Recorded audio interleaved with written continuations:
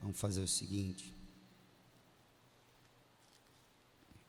Vamos para o texto de Marcos capítulo 16.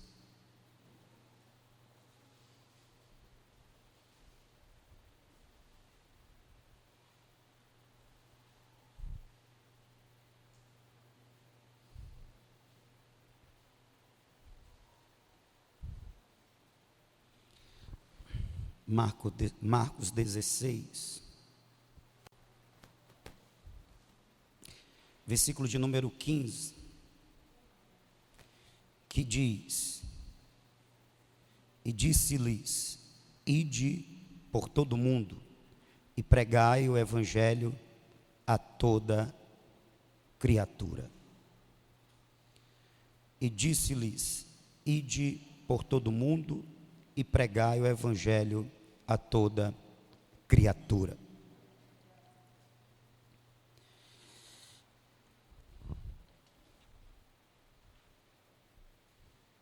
Existe todo um contexto que antecede esse texto, que antecede essa ordenança de Jesus.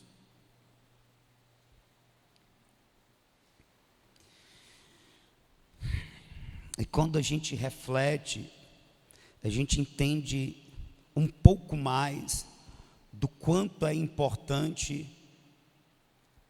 essa missão,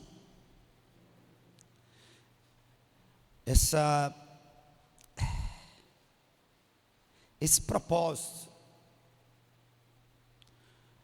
que o Senhor Jesus confia à sua igreja.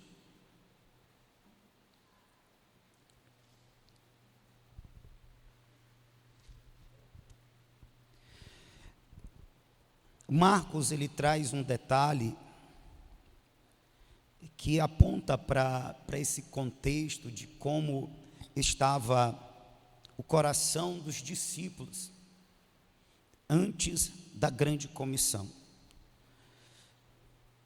No versículo 14 diz: Finalmente apareceu Jesus aos 11 quando estavam à mesa, e censurou-lhes a incredulidade e dureza de coração, porque não deram crédito aos que o tinham visto já ressuscitado. Jesus, ele teve que fazer um trabalho de restauração, de encorajamento, de renovação da fé, do compromisso, da disposição dos discípulos. Isto porque os discípulos, depois da morte, ou melhor, depois da decepção que eles tiveram, decepção com eles mesmos, porque não apenas Pedro negou Jesus, todos os outros negaram quando fugiram, porque também todos os outros, assim como Pedro, eles confirmaram a palavra de Pedro, que acompanhariam Jesus até a morte e estariam dispostos a entregar-se à morte por causa de Jesus Cristo. E isso não aconteceu. Quando Jesus repreendeu a ação de Pedro ao cortar a orelha de Malco, Pedro fugiu, e a Bíblia diz que os demais também fugiram, abandonaram o mestre. Portanto, desonraram a si mesmo ao não cumprir com o que haviam prometido ou se comprometido.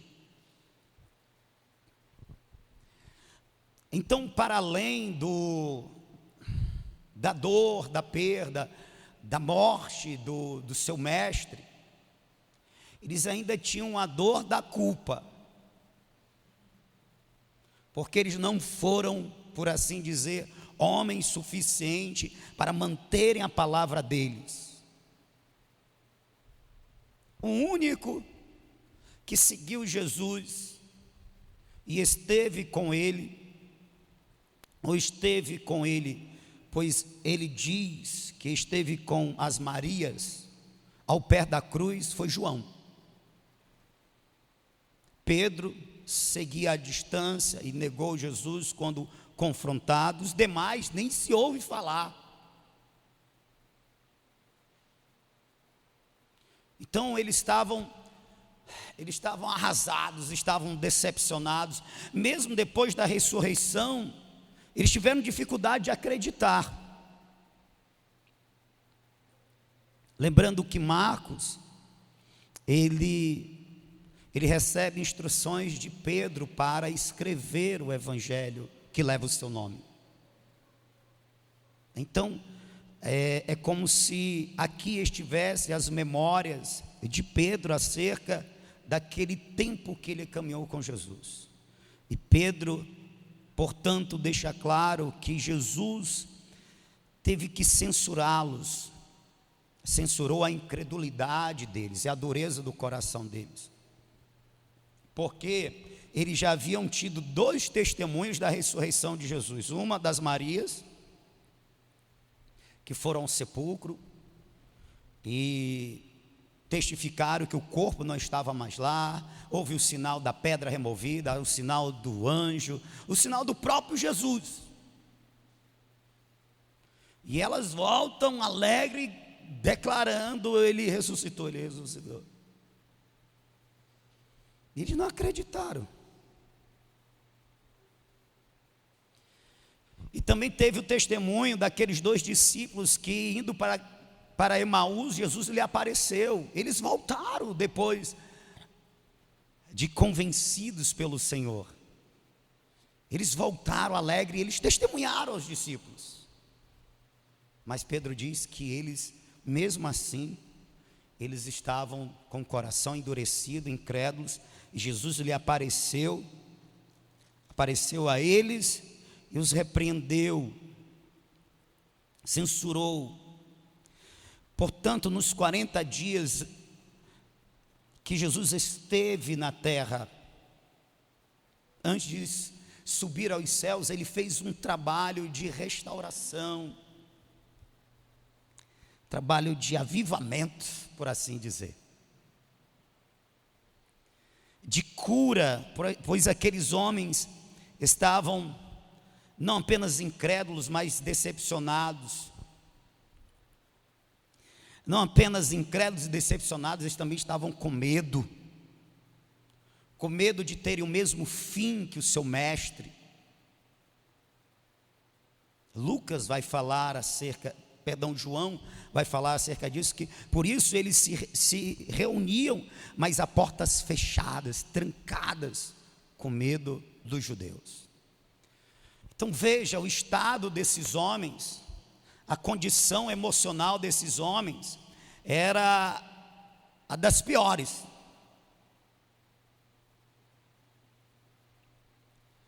Detalhe, esses foram os homens que viram milagres que nós talvez não vejamos.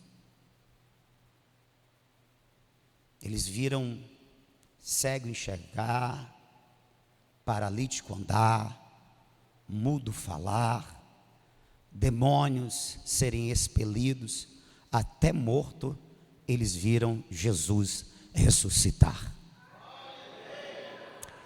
Eles viram o poder de Deus.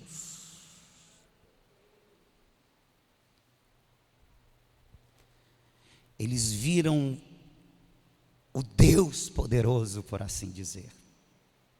Mas as circunstâncias da vida contrária fizeram com que esses homens dessem mais crédito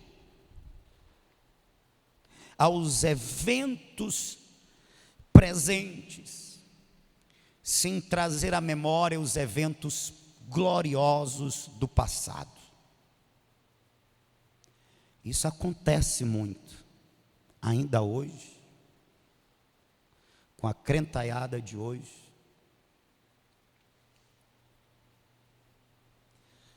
Se vive tão intensamente os eventos do presente, e mais intensamente quando eles são contrários, danosos, perigosos, esquecendo-se que algo parecido, semelhante já foi vivido, se não por nós, mas por aqueles que, à semelhança de nós, compartilham a mesma fé, o mesmo amor, a mesma devoção ao mesmo Deus. Portanto, o que eu estou dizendo é que, se não vivemos, nós podemos olhar e nos inspirar por aqueles que, à semelhança de nós, pois têm a mesma fé, eles viveram, e a gente se esquece desse fator.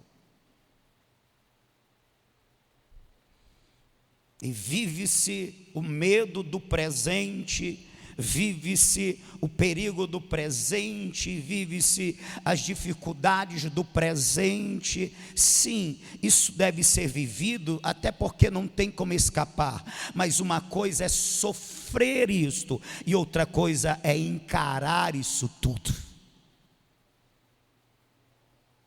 Encarar isso tudo com fé. Lembrando de quem é o Senhor Jesus, do que Ele fez e tem feito ao seu povo, aleluia.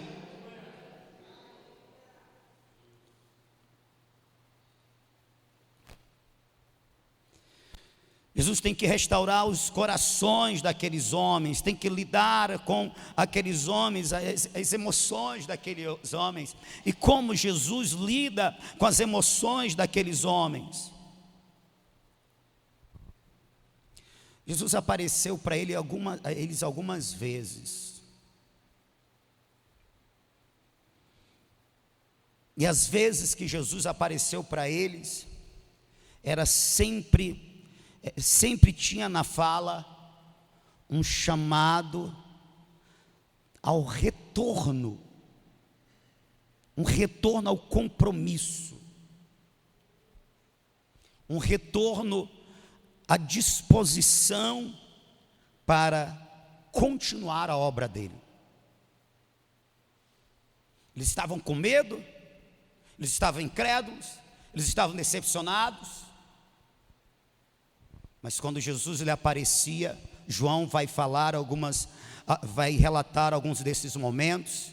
Ele aparecia dizendo: Pai seja convosco. Assim como o Pai me enviou, eu envio a vós. Se vocês perdoarem, vocês serão perdoados. Soprou sobre eles e disse: recebam o Espírito Santo. Em outra ocasião, tem o que para comer? Porque alguns diziam: é um fantasma. Não, eu ressuscitei, sou eu mesmo, em espírito, em corpo. Aleluia, corpo glorificado. Tem o que para comer? Tomé, tu não estava da outra vez, estava duvidando, então toca aqui, Tomé. Deixa de ser incrédulo, seja crente. Aleluia. Olha como ele reanima. Eu vos dou a minha paz, eu estou com vocês. Assim como meu Pai me enviou, eu envio vocês. Eu tenho uma missão para vocês, eu tenho um chamado para vocês. Levante-se, faça a minha obra. Aleluia.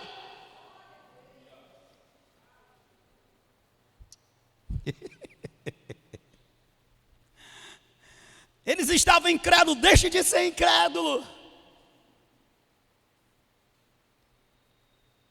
Eles estavam com medo. Fiquem em Jerusalém, até que do alto vocês sejam revestidos de poder. Porque João batizou em águas, mas eu vos batizarei com o Espírito Santo.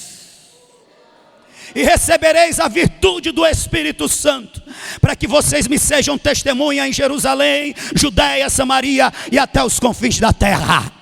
Eu vou enviar sobre vocês, ele estava dizendo, aquele que tem poder e também capacita vocês com ousadia, com coragem. Está faltando coragem? Pois o meu Espírito, quando vier sobre vocês, ele vos dará coragem e ousadia. Olha a cura aí das emoções. A alma de vocês está perturbada. Pai seja convosco.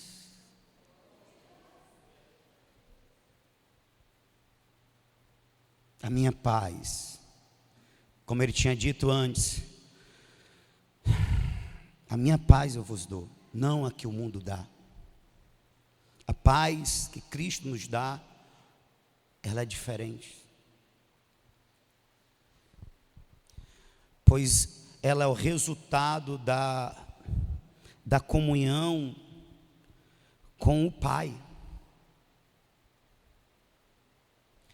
Porque se tem uma perturbação maior do que todas as outras, é saber, é conhecer, é, portanto, perceber que a inimizade com Deus gera uma eternidade de tormento.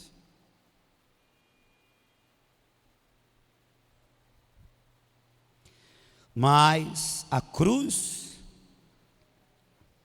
me reconciliou com Deus,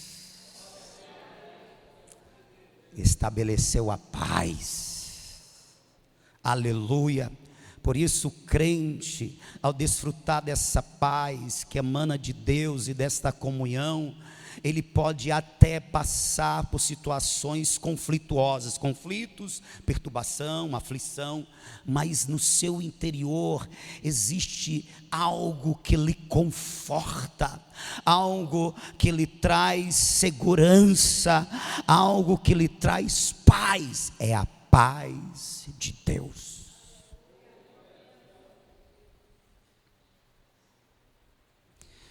Todo esse cuidado do Senhor Jesus de passar esses dias restaurando os discípulos, nos fala da importância que tem para Deus a continuidade da missão.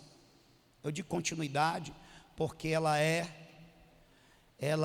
iniciada, ela é, portanto, executada, ela é consumada por Jesus da cruz. E agora nós vivemos o tempo em que este feito tão poderoso deve ser comunicado, deve ser compartilhado, anunciado, para que os efeitos da cruz, as benesses da cruz, as conquistas da cruz, sejam aplicadas na vida daquele que, ouvindo a mensagem, ele crê.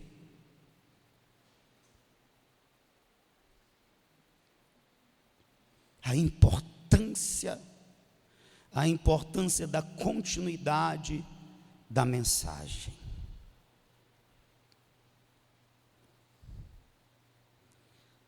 O ID. Uma das características da igreja do Senhor Jesus é que ela está comprometida, ela tem essa responsabilidade de levar adiante, de comunicar aos outros o feito poderoso do Filho de Deus. Eu esqueci o nome do autor, foi o fundador do Exército da Salvação. Ele dizia que todo crente, todo salvo deveria ter uma experiência de sobrevoar por um dia o inferno, para ele ter a consciência da realidade do inferno. Pois dizia ele: tenho certeza que quem ouvisse os gritos os gritos dos que ali estão desesperados, as dores alucinantes daqueles que lá estão, voltariam dessas experiências determinados a compartilhar com todos a mensagem da cruz.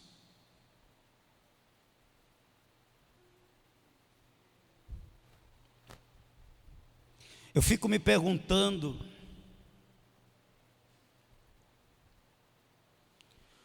o que acontece conosco? O que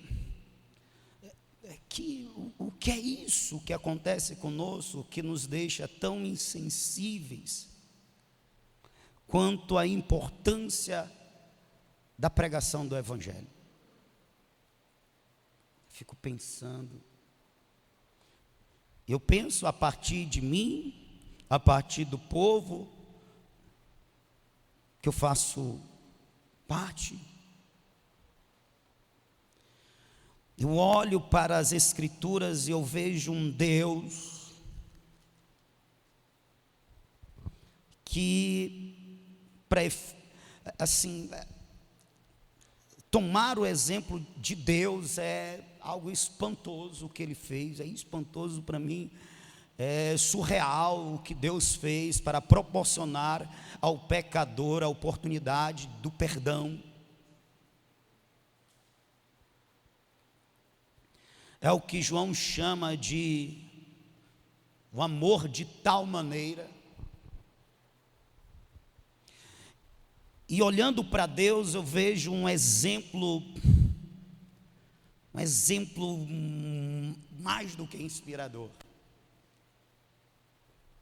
Olhando esse cuidado do Senhor Jesus de levantar aqueles que Ele havia escolhido, treinado para fazer a obra, esse cuidado de restaurar, sabe, era como se Jesus estivesse dizendo: levantem, vocês são homens com chamado, levantem, vocês são homens escolhidos a dedo, levantem, vocês têm uma grande tarefa a realizar, e não tem tempo, nem tem espaço para o medo, para a frustração, para a incredulidade. Levantem, eu vos escolhi.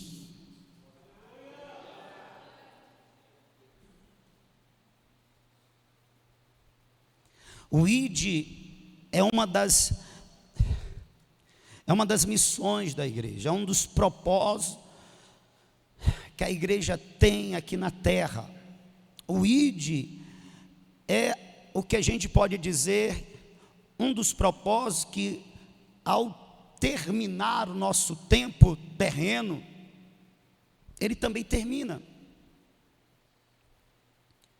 Logo, o que nós temos que fazer quanto ao ID, nós temos que fazer enquanto aqui estamos.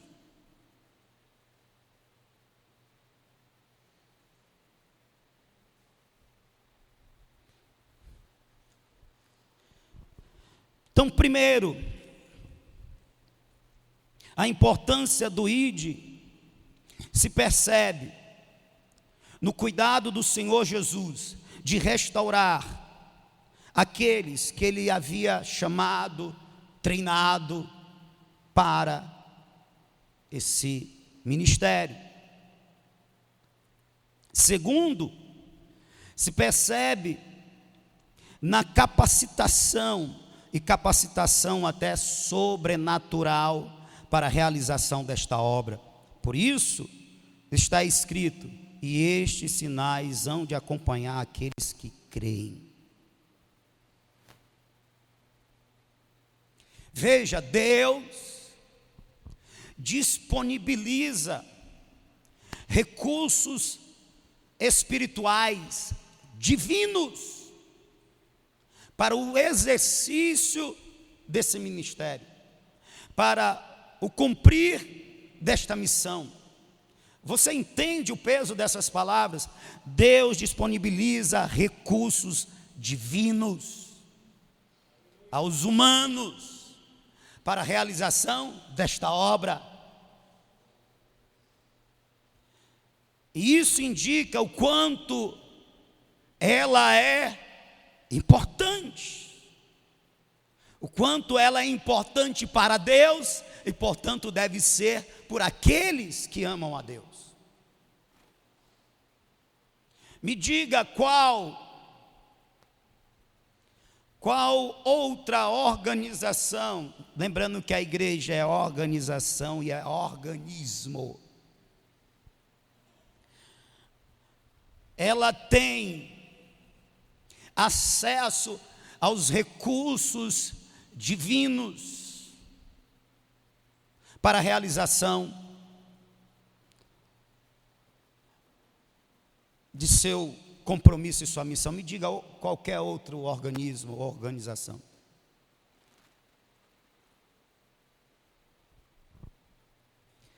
Mas acerca da igreja que é comissionada para levar adiante o ID, está escrito: estes sinais hão de acompanhar aquele que crer, em meu nome expelirão demônios, falarão novas línguas, pegarão em serpentes, e se alguma coisa mortífera beberem, não lhes fará mal, e se impuserem as mãos sobre os enfermos, eles ficarão curados. E detalhe, aqui não é a lista definitiva.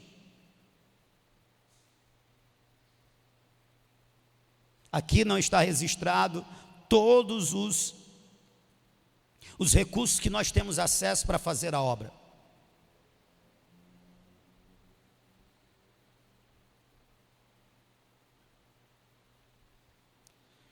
Você quer ver o mover de Deus, você quer ver o sobrenatural? Viva a pregação do Evangelho. Saia deste ambiente só de culto, se bem que o culto também é evangelístico, a gente fala disso outro momento. Mas saia desse ambiente de culto e se disponha: Senhor, o ID é para toda a igreja, pois eu vou anunciar a tua palavra.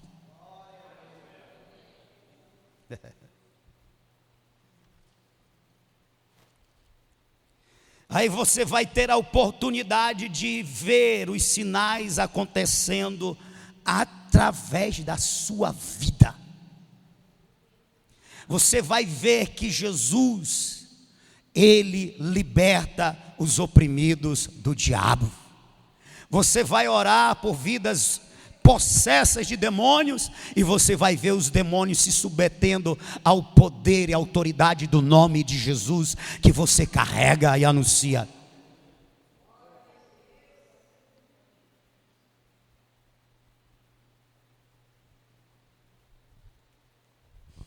Uma das principais coisas que Jesus capacitou os discípulos, logo quando estava treinando eles, é dar a eles autoridade sobre os demônios, sobre as enfermidades. Porque esses recursos, eles vêm, por exemplo, o recurso de expelir demônio, autoridade e poder para expulsar demônios. Eles são necessários porque os demônios se apoderam de vidas, algumas por possessão. Quem está me ouvindo, diga amém. Amém. Algumas por possessão. Capítulo 5 de Marcos, o gadareno. Aí a pessoa fica inconsciente e os demônios ficam usando o corpo dessa pessoa. Eu digo demônios porque numa possessão pode haver até milhares de demônios. Ela fica inconsciente, portanto, ela não vive. Os demônios vivem por meio dela, usando o corpo dela. E num caso desse, não tem como essa pessoa ouvir o Evangelho, dar crédito ao Evangelho, escolher pelo Evangelho, escolher entregar a sua vida a Jesus, porque ela está inconsciente. Quem está vivendo ali são demônios. Então, para que essas pessoas possam ter a oportunidade de ouvir, elas precisam primeiro ser libertas.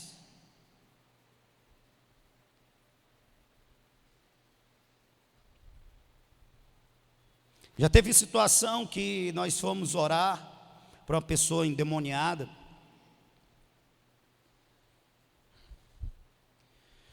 e quando a gente chegou, ela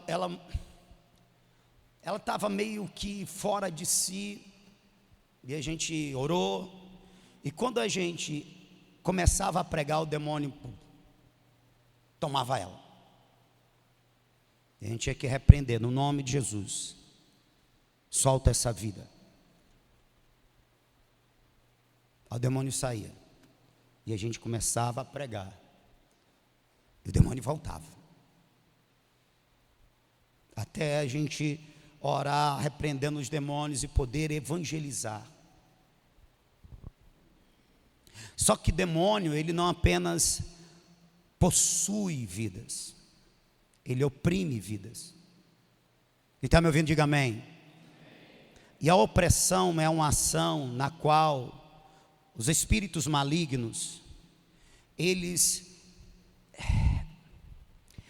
bloqueiam, dificultando a compreensão, dificultando o entendimento da mensagem. A pessoa ouve, mas a mensagem não lhe desce ao coração, porque existe uma ação maligna impedindo ela dela compreender.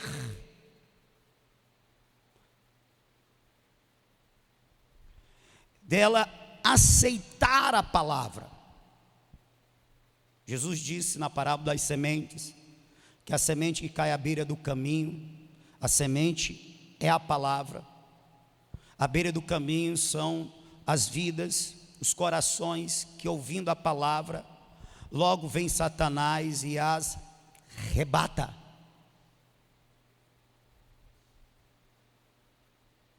Essas pessoas, elas não se converterão, não é porque elas não ouviram, é porque elas, ouvindo, não compreenderam por uma ação maligna.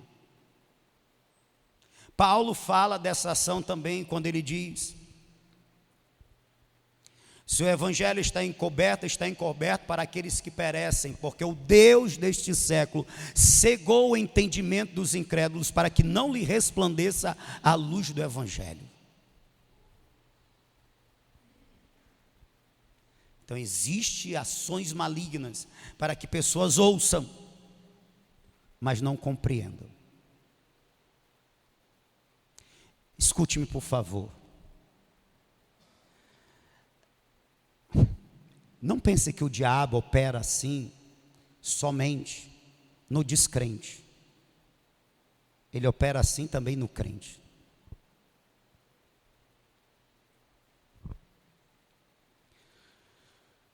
E ele tem esse direito ele não tem.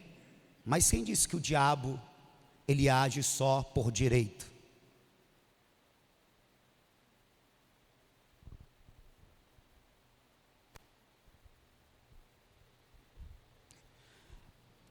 Eu não duvido de ser uma ação maligna o fato de nós ouvirmos uma mensagem hoje e amanhã a gente já não lembrar dela. De sermos tocados e até nos emocionar, mas amanhã não ouvirmos. Por isso eu também digo que não é normal alguém vir para a casa de Deus, ouvir a palavra de Deus, dormindo. Não é normal, irmão.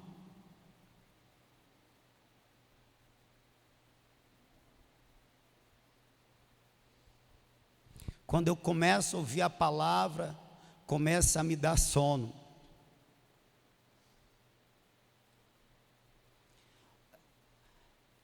Até onde eu sei, a palavra de Deus não é relaxante.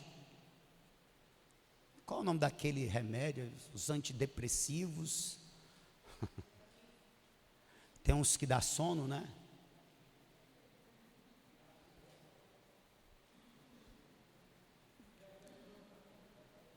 Não, é o efeito dele que eu queria falar. Escute, não é normal, irmão.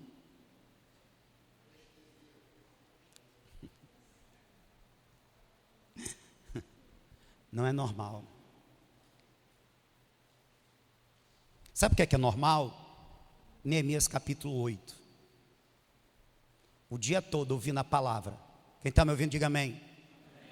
O dia todo ouvindo a palavra. Se é o dia todo, o solzinho, das 8, das 9, das 10, meio-dia, dia todo. Está lá o sacerdote lendo em hebraico, está lá os outros sacerdotes, ensinando o povo no aramaico. O povo volta da Babilônia falando aramaico. E o povo, ao compreender a palavra, sabe o que é que eles fizeram? Se emocionaram. Eles choravam copiosamente. Por que eles choravam copiosamente? Porque assim como o pão alimenta o corpo, a palavra alimenta a alma. Dia todinho. Aí você diz, mas aí foi naquele lá, fazia tempo que eles não ouviam a palavra. Sermão do monte. Jesus se assenta, começa a ensinar. Está a manhã todinha Jesus ensinando. E o povo está lá se maravilhando. A Bíblia diz que eles se maravilhavam da palavra. Porque o pão alimenta o corpo, a palavra alimenta a alma. Aleluia. E assim é na primeira multiplicação dos pães, assim é na segunda multiplicação dos pães, era assim, foi assim também com João Batista, era assim, o povo parava para ouvir a palavra e passava horas ouvindo a palavra, e não dormia, pelo contrário, se maravilhavam, se deleitavam, a fome vinha, e eles diziam, que a fome continue, porque o corpo está com fome, mas aqui eu estou alimentando o meu espírito, aleluia. Aí a gente vem no dia de hoje, os crentes dormindo na igreja, é normal, irmão, é que tu está cansado, não, é o diabo. É o diabo que ele sabe o poder da palavra, ele sabe que é pela palavra que o Espírito de Deus liberta, que o Espírito de Deus cura, que o Espírito de Deus transforma, que o Espírito de Deus muda o caráter, que o Espírito de Deus salva, santifica, é pela palavra.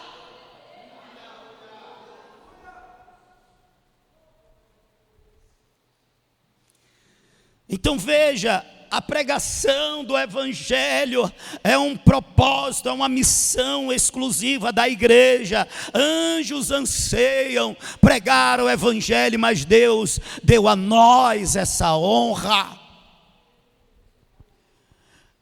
E Ele nos deu acesso ao Paiol Celestial. Tome aqui, meus filhos, qual é a arma que você precisa, qual tem sido a ação do inimigo para que vocês o derrote, qual tem sido o impedimento para que vocês avancem, derrubando todo obstáculo. O que vocês precisarem para cumprir esta missão, é o mesmo que Deus estivesse dizendo isso: eu vos dou autoridade, eu vos dou poder, eu vos dou, aleluia, o poder para operar maravilhas se preciso for.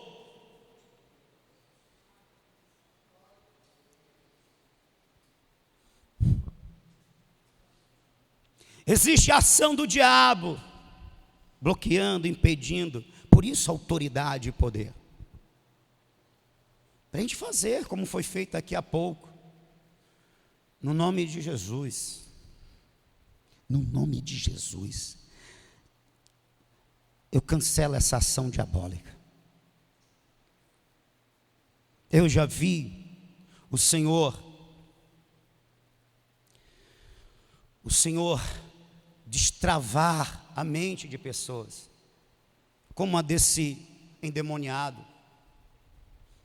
Eu já vi pessoas que só conseguiram ter liberdade para dizer um sim depois de uma oração de intervenção.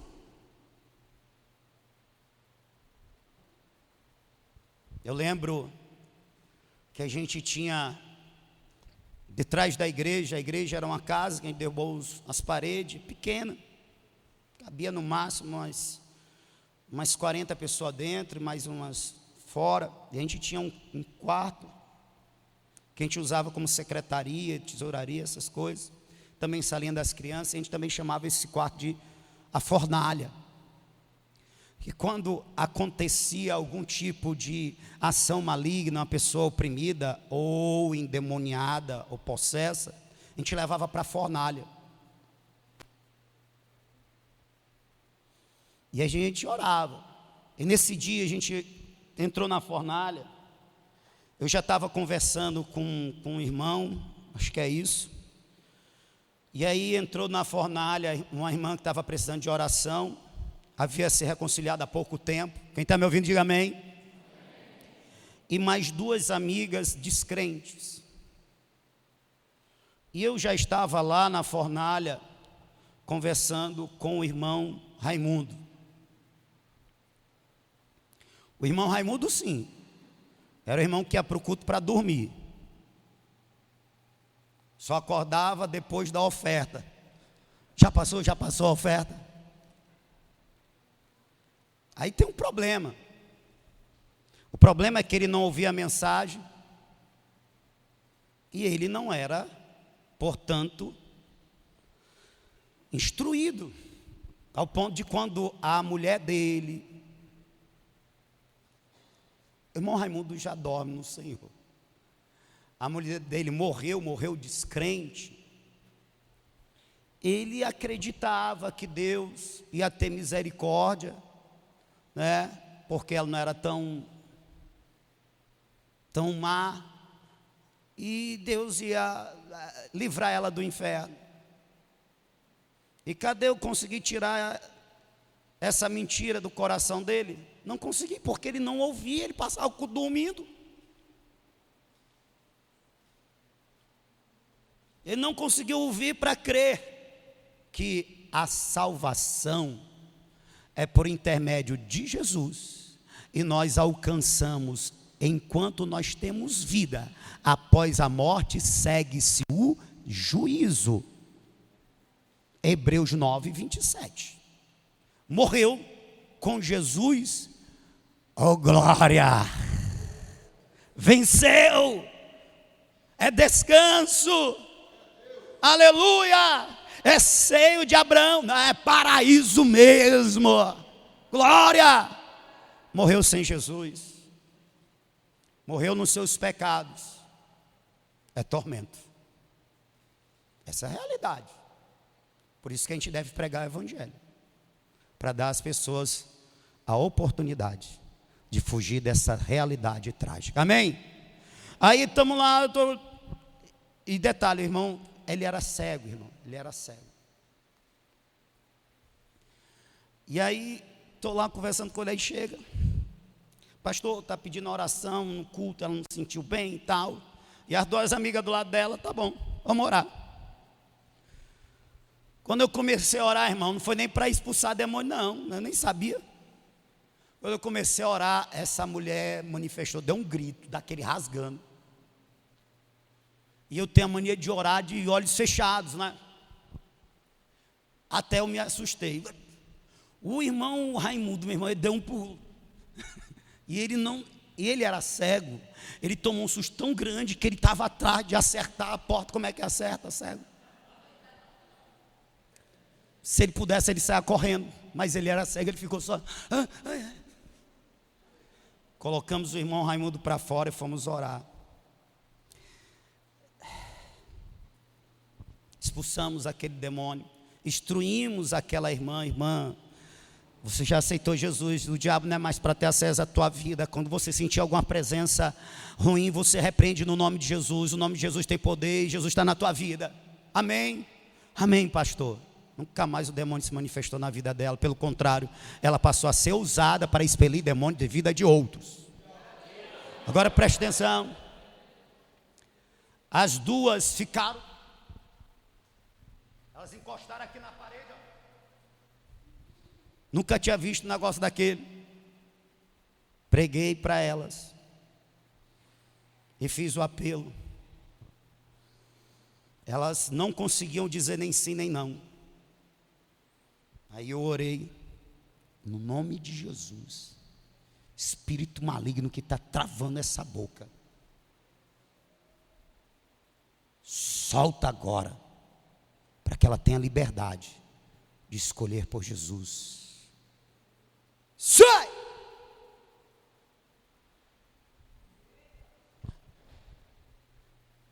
Já descolou da parede. Você quer entregar a sua vida a Jesus? Eu quero.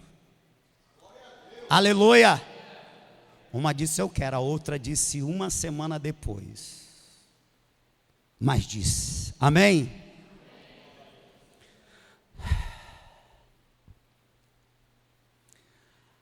Para isso se manifestou o Filho de Deus para destruir as obras do diabo. O Filho de Deus veio salvar e buscar o que se havia perdido. Ele se doou na cruz. Quão terrível cruz. E ele ressuscitou ao terceiro dia. Ele capacitou os seus discípulos. Cadê os discípulos aqui de Jesus?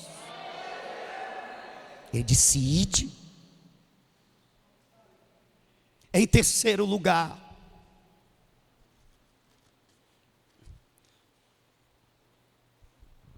terceiro ponto pela qual eu noto a importância do ID. Primeiro, é todo o trabalho de restauração dos discípulos para continuar a obra. Segundo, é a disposição, a disponibilidade dos recursos espirituais, recursos que eu chamo divinos, para o cumprimento desta missão. Entre eles, o anular as forças do inimigo. E em terceiro lugar, de fato, o Senhor Jesus, depois de lhes ter falado, foi recebido no céu e assentou-se à destra de Deus. E eles, tendo partido, pregaram em toda parte, cooperando com eles o Senhor. E confirmando a palavra por meio de sinais que se seguiam. Cooperando com eles o Senhor.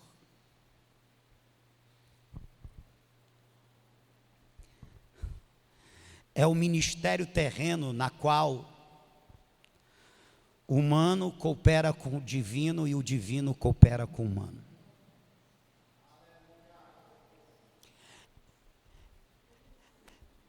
É o ministério, vou repetir, eu ouso dizer que é o único ministério serviço terreno, na qual Deus coopera com o seu povo. Oh Deus, eu estou vivendo uma fase tão difícil. Eu não consigo sentir a tua presença. Já experimentou fazer a vontade dele, fazer o ID? Ele garante que vai estar conosco todos os dias. Jesus fala isso e quem registra é Mateus. E eis que estou convosco todos os dias até a consumação dos séculos. Marcos registra, ele coopera com aqueles que saem e fazem o ID, coopera. Então é Deus, e não é apenas Deus caminhando, é Deus nos usando. Aleluia. Oh, eu quero sentir Deus, faz o ID. Oh, eu quero Deus mais perto. Oh, eu quero ser usado por Deus. Oh, que bom, que desejo maravilhoso. Deus está disposto a cooperar conosco. Cooperar é nos auxiliar. É tipo assim: Senhor, eu tenho uma vida que está precisando ali ouvir a tua palavra. Meu Deus, me usa. Aí você vai, separa até uns versículozinhos, aí chega lá, começa a falar, aí se cumpre o que o Senhor Jesus disse. Não se preocupe com o que vocês vão falar, porque o Espírito de Deus falará por vós. Você começa a testemunhar, e quando você percebe, meu Deus, está vindo essa palavra aqui, eita, esse exemplo, meu Deus, aí você vê, é Deus cooperando, é Deus usando. Aí você para meditar assim: rapaz, de onde vem? Eu não estudei sobre isso, eu não pensei sobre isso, eu não separei isso. Mas aquele que disse: estarei convosco todos os dias, Ele está lhe usando, aleluia. Ele está te dando a palavra de sabedoria, Ele está lhe dando a palavra que aquela pessoa precisa ouvir. Quantas pessoas vem para um culto como esse, ou então é visitada por um crente, e aí ela vai e diz assim: quem te contou a minha vida? Mulher, quem mandou tu falar da minha vida para esse homem? Não foi a mulher, foi o Espírito de Deus. Foi o Espírito de Deus que conhece os segredos dos corações, que mostrou. Eu um pouco prego sobre Apocalipse, mas um dia eu estava pregando sobre Apocalipse, e terminado o culto, fiz o apelo, aí veio aquele homem que já estava nos visitando, marido daquela irmã. Ele aceitou Jesus. Era um homem preso pela cachaça, preso, de andar às quedas, de ficar moribundo nas calçadas. Mas o Evangelho tem poder. O Evangelho tem poder, porque o poder emana daquele que é o Senhor do Evangelho, o Senhor Jesus Cristo, aleluia. Nós precisamos voltar a crer no poder do Evangelho, neste poder que liberta o viciado, aleluia, que transforma a vida do homem que está aprisionado nas drogas, que está aprisionado, sabe, no mundo do crime, na idolatria. Nós precisamos voltar a crer e a pregar este Evangelho de poder, porque o Evangelho, sim, é o poder de Deus. Ele veio, aceitou Jesus. Irmãos, isso já acho que faz uns 20 anos. É presbítero da casa do Senhor. E ele disse: que naquela noite ele tinha tido um sonho, e o sonho trazia pontos igualzinho ao que foi pregado. Aleluia! O Deus que falou com ele em sonho me usou para levar a mensagem que confirmava. Ele ficou impressionado. Aleluia! E ele entregou a vida dele a Jesus, está firme até hoje. É um obreiro na casa do Senhor. O Senhor coopera. Você entende isso? De ter Deus cooperando conosco?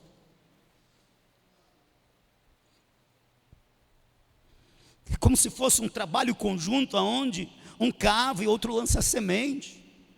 Só que este outro é o próprio Deus, irmão. Aleluia! É o próprio Deus. E a gente só pensa na intimidade com Deus na oração em particular. É ótimo, tem que ter, na verdade. Mas eis um bom meio de a gente nutrir a intimidade com Deus. E a gente fazendo a obra dele, permitindo ele que nos use.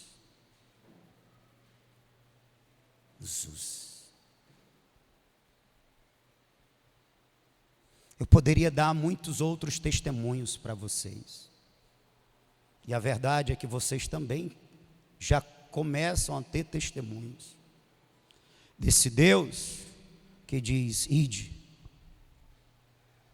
Mas ao mesmo tempo que ele diz ide, ele diz: eu vos darei as armas, as ferramentas, os recursos necessários para o cumprimento desse ide.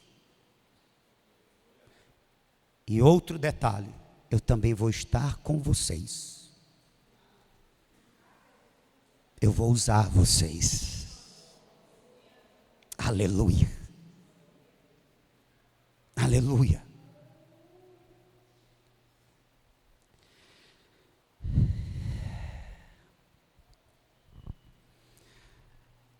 Eu creio que tem chegado um tempo para a gente, não apenas o Sevim, mas toda a igreja. Toda a igreja dá a devida importância às missões, ao ID.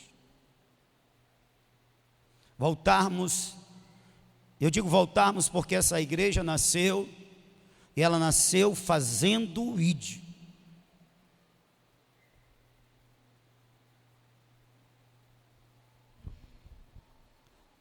Fazendo o ID, missões, Raiz da Praia, rua por rua, casa por casa, carro de som,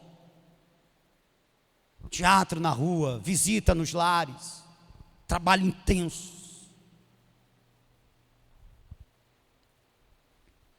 Porque queríamos aparecer, porque queríamos dar testemunho que o nascedouro da Manancial era de Deus mesmo. Não, nós só queríamos alegremente cumprir a missão que o Senhor tinha nos dado.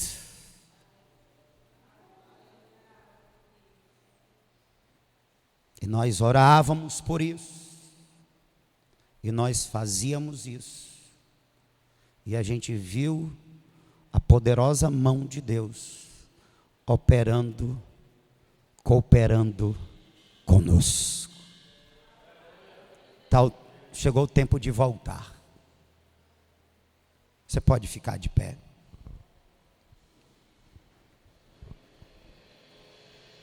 Você entendeu o que é que o Senhor tem nos dito nessa noite?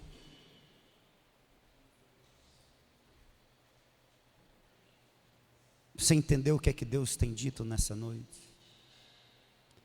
O quanto é importante para Ele, e portanto, deve ser importante para nós? O quanto isso ocupou o viver dele na terra, isso também deve ocupar o nosso viver?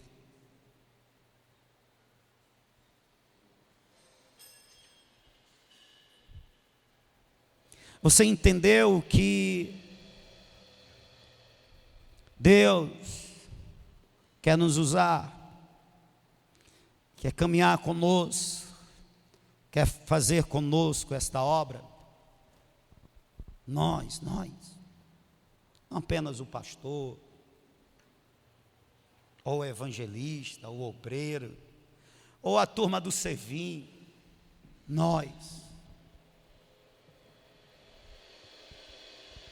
os que foram um dia afetados pelo ID, agora também fazendo, nós, irmãos.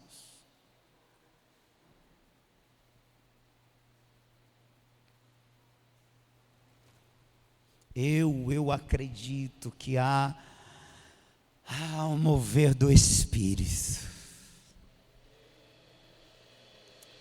para essa nova fase da Manancial, onde as viagens missionárias para a restauração de igrejas vão se transformar em viagens missionárias para resgate de vidas. Onde os nossos cultos voltarão a ser frequentados por pessoas que ainda não conhecem Jesus, mas por receberem convites, eu vou. Essas mesmas pessoas que você tem convidado há meses e há anos, já tem dito não, porque nós vamos estar debaixo de uma direção, nós vamos estar orando, o nosso coração vai estar queimando, e aquilo que prende essas vidas, as amarras, serão destruídas, e elas então conseguirão dizer um sim. Eu estou crendo assim, amém? Mas veja, nós temos que fazer a nossa parte. Você pode fechar os teus olhos?